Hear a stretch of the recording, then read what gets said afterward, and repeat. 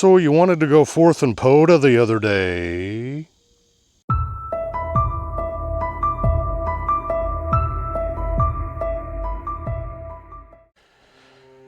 Hey all, this is John, KC0JH.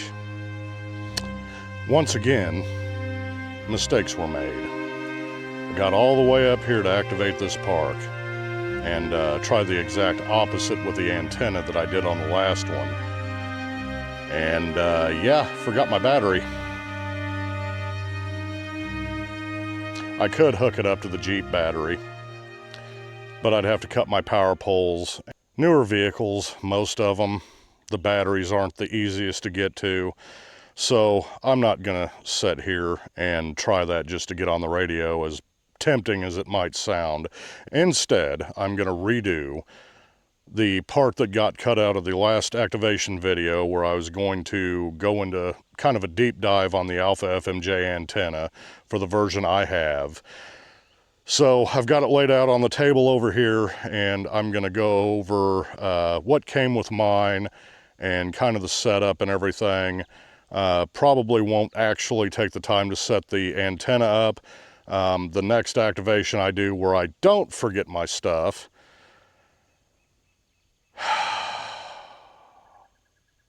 I'll set it up and we'll do an activation with the element going the opposite way that I had it last time and see what happens. That was the plan for today, but apparently that just was not in the cards. So imagine that. The last time, everything was going fairly well, and then the memory card filled up on me before I knew what was going on, and before I realized what was going on, I had lost the last few contacts from the activation. And the entire ending that I did talking about the antenna and how I set it up. But we're here. I've got the camera with me, and so far, so good. I need to go knock on a...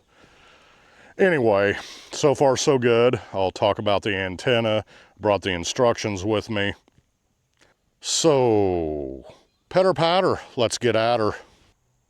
I still can't believe I forgot that battery. I'm not gonna lie, I'm kind of kicking myself in the rear right now, but once again, we're gonna work with what we have to work with. So, sorry about the lighting. I don't know quite how this is gonna turn out in the end, but somebody was in the spot I was in the last time I was here, and I really wanted to go there so I could set the antenna up in the same exact place. But like I said, and have been saying quite a few times now, we're going to deal with what we have to deal with, or work with what we have to work. You get the point. So in the original Alpha Antenna FMJ antenna kit that I have, or the, I don't know if it's the original or not, but the kit that I have, and I keep saying the antenna and the antenna kit that I have because this is about 4 years old now, and since they've come out with some different variations, it looks like, on the website. It comes with different parts, different pieces. The Alpha match that it looks like it comes with by default now is a little bit different. And keep in mind, this is a newer Alpha match. This is not the original that I had. But we're not going to get into that. As a certain Viking once said, allegedly, on a TV show, don't look back. You're not going that way. So that is not the original Alpha match, but this one has been solid. I've not seen any issues out of it. So originally, it came with this. Is either a 28 or a 35-foot invis element is what they called it. This is an 8-foot ground wire is what they called it. And I'll put all this up on the screen as I get it off the website again. This one goes into the ground. You drive the stake into the ground and you clamp this to the stake and you clamp it to the bottom of the antenna.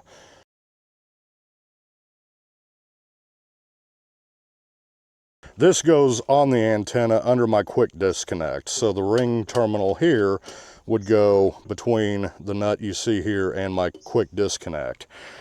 You string these out in this setup opposite of each other, but we'll get into that here in a second. It came with the whip here, it came with the jaw mount, and it came with this bag. Now, the bag that I use now is a lot bigger than this, and happens to be the bag that I bought with the Alpha tripod. So this bag is big enough that I can house everything in one bag. I can put the Alpha match and the wires and everything in here. And then of course, as you see, I have the Alpha tripod, the coax, and this is where I put the whip and everything. Works really well. Could you take this truly portable and go hiking with it? Probably not very easily.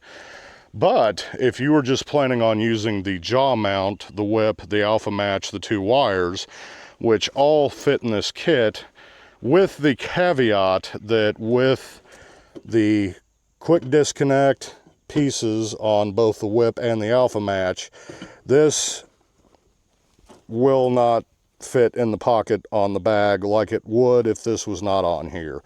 Not a big deal, you can always take it off, but with everything in this pack, you could absolutely fit this in a backpack and go hiking with it. It's not very heavy at all. This is not light by any means for what it is. It's a couple of pounds, I think. Pound, 2 pounds, 3 pounds, something like that. So it does add a little bit of weight in the grand scheme of things if you were to go hiking with it. But in a good 60-liter Kelty, something like that, with the other gear you planned on having in there, radio, battery, sustainment gear for the day, depending on how long your hike is, it would totally be doable. I also have the original manual here that I'm going to crack open, and we're going to glean some knowledge out of it. And I'm going to see how this looks on camera, but when I go back through to edit, if it doesn't come out great, I will try to pull the pages off of their website and post them on the screen, so hopefully it'll be a little bit easier to read. So I'm going to get that out of the bag and open her up, and before I do that, I will give you a visual of how the antenna was set up previously. So when I was over there where somebody's fishing and parked right where I wanted to be. Anyway, you see how my luck's going here. It just hasn't been good lately. Anyway, so I had the antenna set up, if you can picture this. So with if you picture the tripod set up with the whip on top, I had the element, the invis element, sloped it down that way going to the east. Sloped. This just isn't my day, apparently. I had the invis element, the 35-foot element I just showed you, 28-foot, 30, whatever, you get the point. I had it sloped down, sloping to the east. The ground wire was sloped down and staked to the west. Now, according to the manual for the antenna I'm about to show you, with the invis element sloped to the east, such as it was, that should make my signal go the opposite direction to the west. What is interesting about that is the QSO map, which I will throw up on the screen here.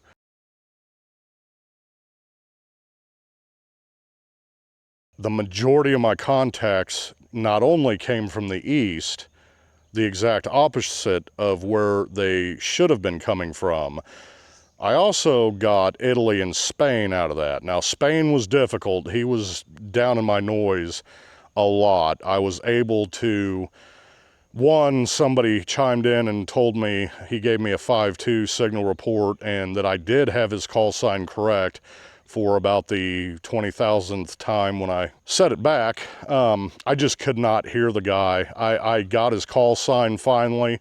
When I went back to edit the video, I confirmed that what I read back to the guy was correct. It was Echo Alpha 1 Golf India Bravo, I do believe.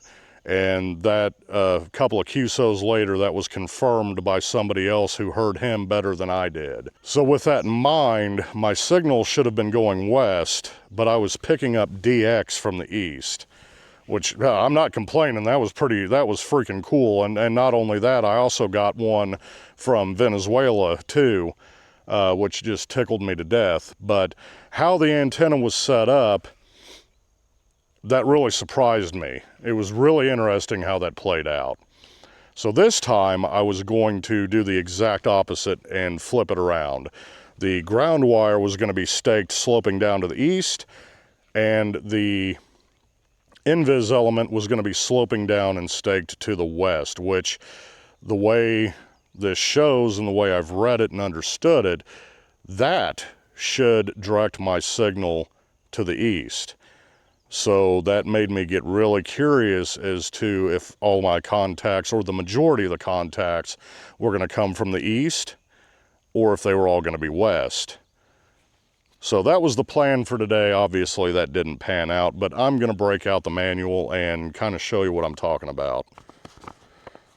So first of all, this is the graphic that shows the radiation pattern on the antenna with the optional invis element hooked up. It does look pretty rounded, pretty omnidirectional that way, if I'm looking at this right. So on this page, you can see, and like I said, when I go back to edit this, if this doesn't turn out the way I'd like it to, I will try to find this on the internet and screenshot it so it's a little bit clearer, because the shade's spotty right here, and the lighting may just not pull this out that great. This shows it with the jaw mount, and as you can see up here at the top, it shows the signal direction, and it shows the invis element slope down that way, and then it shows the ground wire. And there's a graphic, if you can see it there, that shows the propagation, or probably a better term would be radiation, from the antenna in that configuration. Does the jaw mount really make a difference? No. This should work with the jaw mount. It should work with it mounted on the tripod. That part of it should not really matter. So with this setup, which this picture is a very good representation of exactly how I set up on the last activation, with the signal direction showing as it does, I would have expected a lot of my contacts to come from the west, and that's what I had targeted, because Rob, Whiskey Zero Charlie Yankee Charlie, I stumble on that call sign still, and I do not understand. Anyway, he was out in Colorado, so we were going to try to make contact while he was out there. He couldn't hear me. He did say his noise floor was pretty poor where he was at. But I set it up that way with the signal direction as this setup shows, to try to fling my signal out his way. When in reality, I did get some from the west. I got Alaska, well, northwest, to be fair. And I also got one or two out of Nevada and Utah, and I think somewhere else to the west. So I did get contacts from that direction, but as you will see, if I haven't already put it on the screen, the vast majority of the 20 or 30 contacts I had came from the east. Lots in Florida, lots from New York. There was a bunch out that direction. I think one or two from New Hampshire. Now, does that fully have to do with how the antenna was set up and how the graphic here shows what should happen? Maybe 50-50, 60-40, 70-30, somewhere in there. It could also have just had to do with the propagation and how my signal was radiating, and the band conditions, and everything else that typically plays into that type of thing.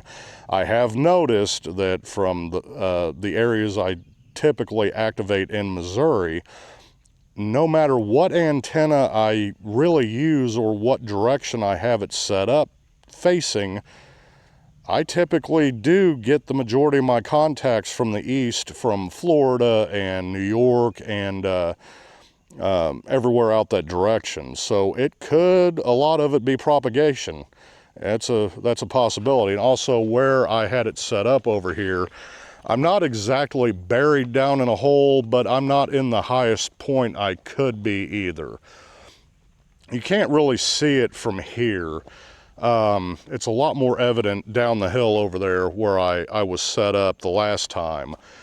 But I've got some terrain around me. There's some hills, which, would that really make a difference? Maybe a little bit. So there you have it, folks. This is the kit. And there I go dropping stuff. This is the variant of the Alpha FMJ antenna that I bought 4 years ago. Other than some minor issues that were very quickly resolved so far with this different Alpha match, I will say it has been flawless on the air.